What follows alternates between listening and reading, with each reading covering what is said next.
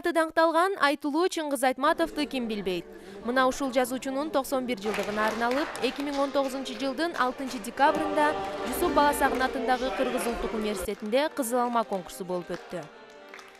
Сегодня наше мероприятие было посвящено великому нашему земляку Чингизу Толиковичу Айтматову. Его имя популярно не только в нашей среде, но и не только в пределах Содружества независимых государств, но и за рубежом, дальним за рубежом. Это много говорит, какой он вклад сделал для развития, формирования нашей страны. Наша кафедра и наши студенты постарались хорошо продемонстрировать свои знания, свои возможности, показать, насколько они любят этого писателя. И поэтому все, что они демонстрировали сегодня, это показ всего того, что они, как они чтят, как они любят нашего писателя. Мы были не одиноки в своих устремлениях.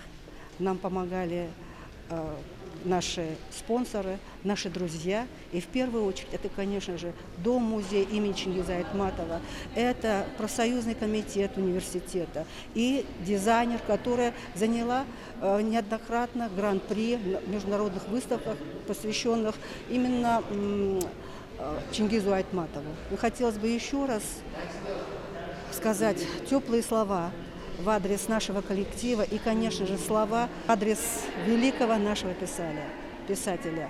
Он был простым человеком, и в то же время он был великим человеком.